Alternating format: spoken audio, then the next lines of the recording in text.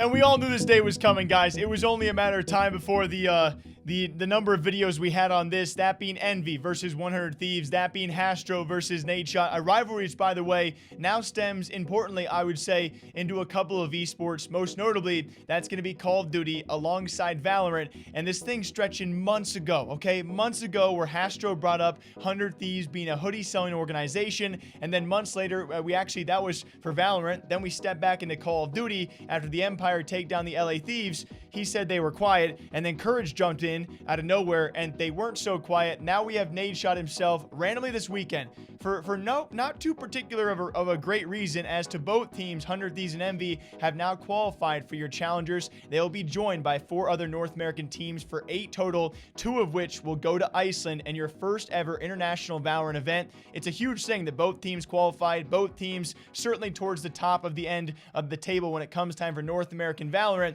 It was actually, though, in kind of a useless match because both teams had qualified, but obviously every match does matter, as 100 Thieves go on to not only beat Envy in this matchup, as they are now top 4, they go on to win the entire closed qualifier just at the day me recording this. So yes, every matchup does matter, but both teams have already qualified for the more important event, to which afterwards, Nadeshot has finally, very subtly, fired back at Envy and Hastro. But it was actually first after the series FNS. My man FNS starting it off by saying they actually GG to the Hoodies, obviously referring to 100 Thieves. No other players, I believe, making any reference to the other team, just saying GG and well played. About 20 minutes later, it's when Nade hops on saying sold some hoodies and beat Envy all in the same day. Who knew you could do both? To which Hastro, yes, he does respond saying, congrats, brother. Although our squad were clearly playing off agents and trying new things, since you know we both already qualified and all,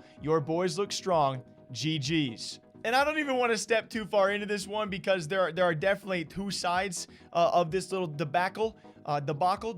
This war going on between Envy and 100 Thieves, and we've seen the back and forth out there. Generally speaking, I don't know why. Whenever Hastro tweets, people don't like it. I love the banter from the man, and yes, he is fielding some great rosters over there at Envy. This time around, a lot of people not liking the fact that he responded with some sort of excuse, although part of the excuse, I would say, is kind of valid. It's not the too serious. I just love the rivalry because think about this.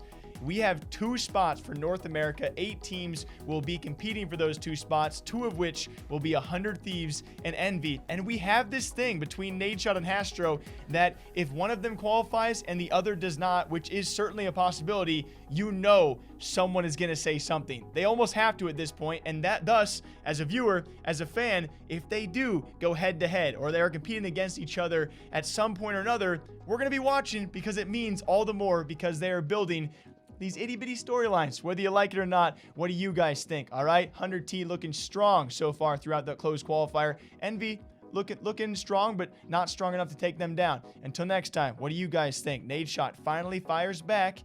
He usually stays out of these things, so thank you, Nadeshot. I really needed something like this. Until next time, take care of yourselves. I'll see you back here sometime soon.